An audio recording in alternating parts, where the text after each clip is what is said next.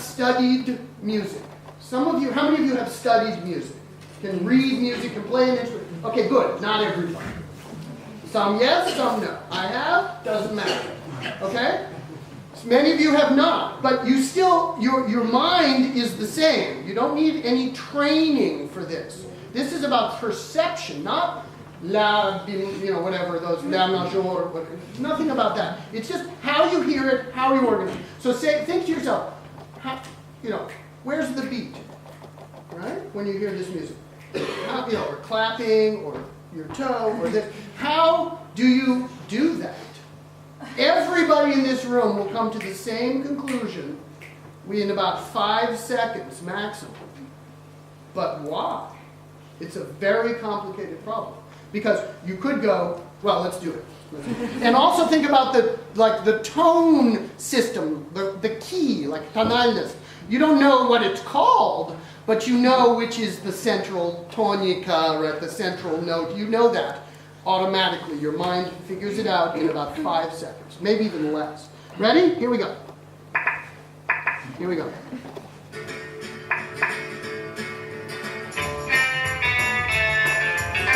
I got it already, right?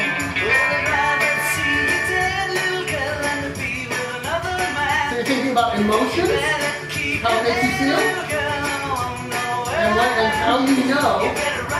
I got it.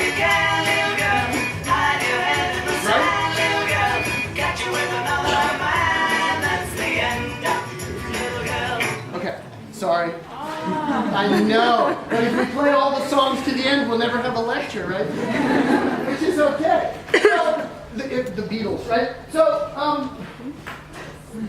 what was your emotion? What do you think of? Like what? Joy. Sorry? Joy. Joy. I like it. What else? Happiness. Sorry? Some kind of happiness. Happiness. Joy and happiness. Okay, positive emotions.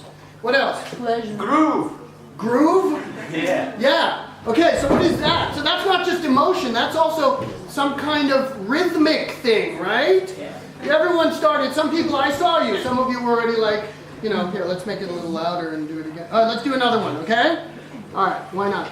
How about this one?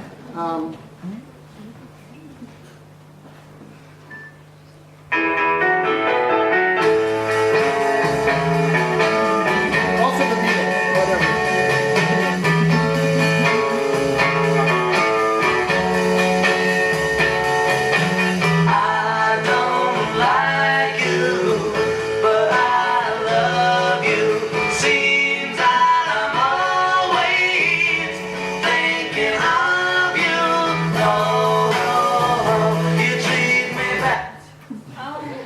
Now, I stopped it at a place that didn't make you happy, right?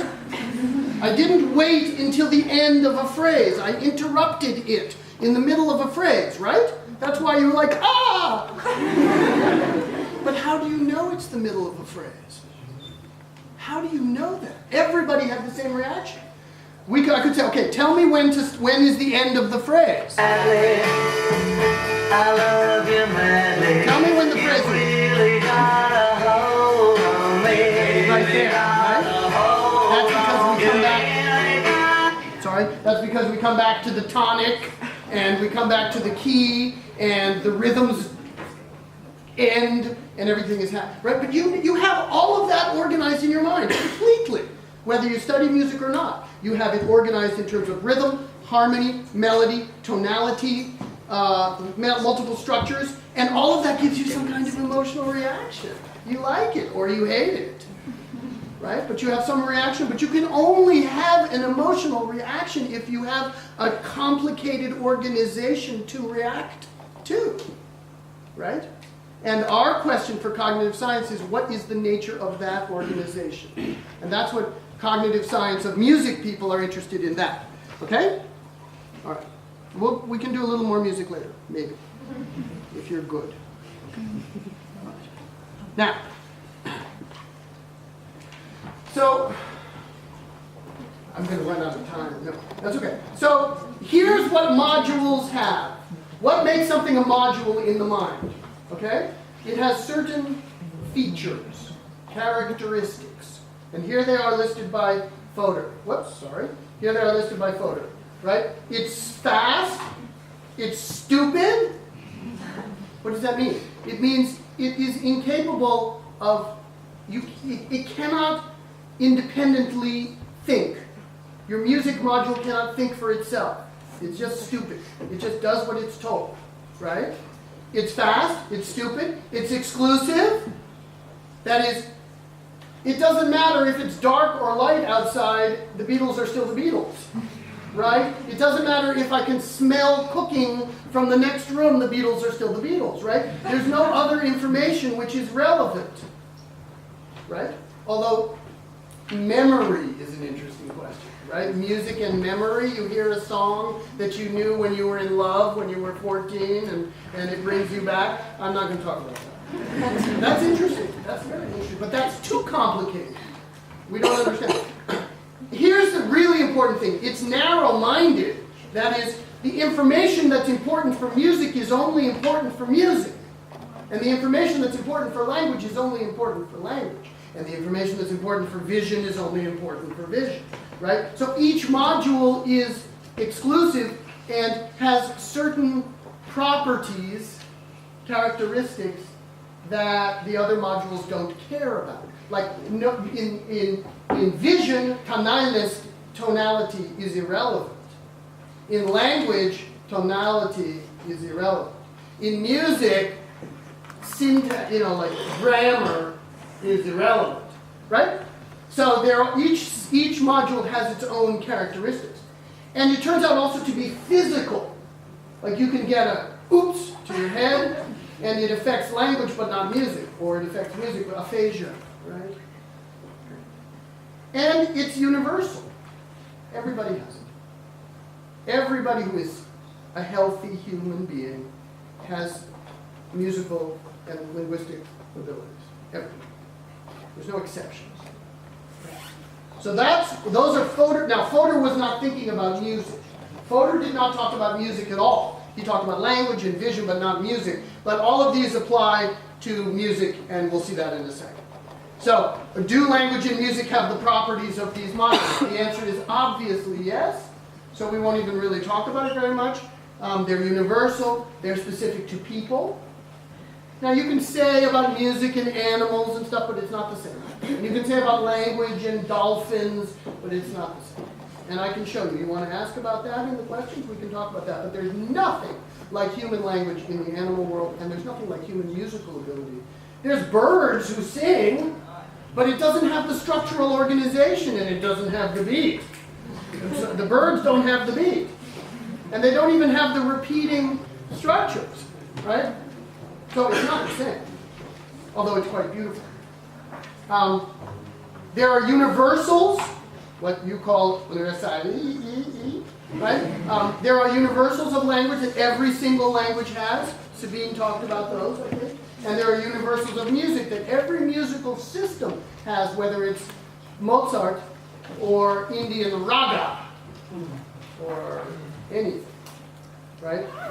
There's some properties that are universal, and there are some properties that are specific to the module. And you can have these physical narushenia, these impairments. We call them impairments, narushenia, right? Okay. And you do not have to be taught anything. This is badly misunderstood with respect to language, because people think, oh, you have to teach people language. Like in school, how to spell, when you put yeah after je or o, you know that? That's spelling. It doesn't matter. That's not that's a societal construct. It's not a method. You don't have to teach musical. All you have to do is be exposed to other people speaking language or other people playing music, and that's all. Every child succeeds by the age of 2 or 3, no problem. Teaching is irrelevant. It's not about learning, and it doesn't depend on your culture. Now, what do I mean by that? What language you speak depends, obviously, on what language you hear when you're a small child, obviously. And what musical system you can work with depends on what music you hear when you're a small child also. Now, we are all native speakers of the same music. But we're not native speakers of the same language, I think.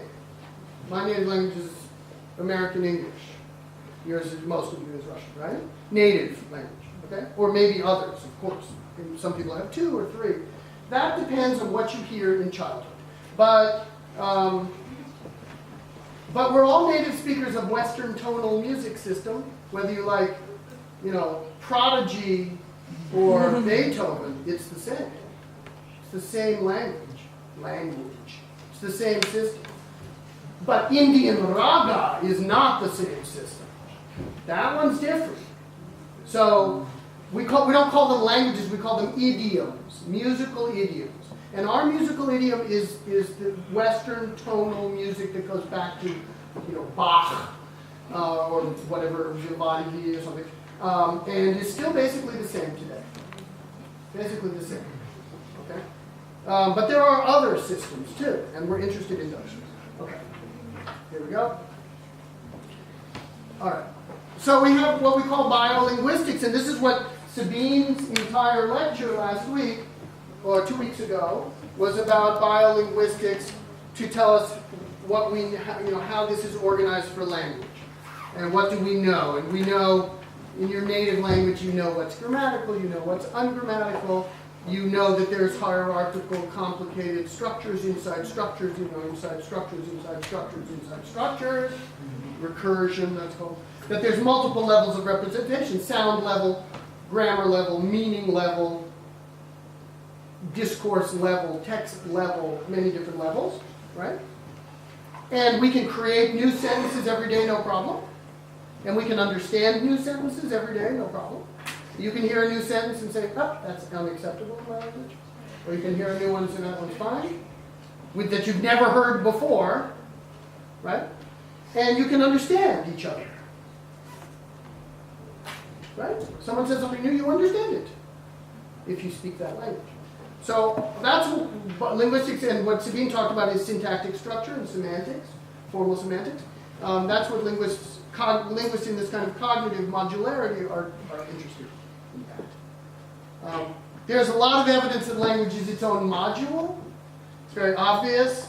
It's universal. Everybody has it. We all start when we're small children. Nobody has to tell us. There's no children who say, I'm not interested in language. Sorry, I refuse. Or music. It just doesn't happen. It's a biological function. The acquisition happens in regular stages. It's automatic. And it's very, very, very old in terms of evolution. Right? We don't know how old, but language and music are fairly old. And we have a course at our school, a seminar this summer in St. Petersburg about evolution of language. Impossible question. Impossible. Nobody knows anything about it. But we have a lecturer who wrote 3 books about it. I don't think he knows anything about it either, but you can write books when you don't know anything. It's possible. You just have to be smart. So it's very complicated evolution of language. We don't have any information, old enough information. But it's old. That's what matters here. And there's these narushenia, these physical impairments. And ungrammaticality, which I translated here, that's even something you can't translate. Something with the word it doesn't work. But what it means is your instinctive knowledge of what is possible and what is not possible. Not what they teach you in school. I don't care about that. Your instinct, we don't care about that, really.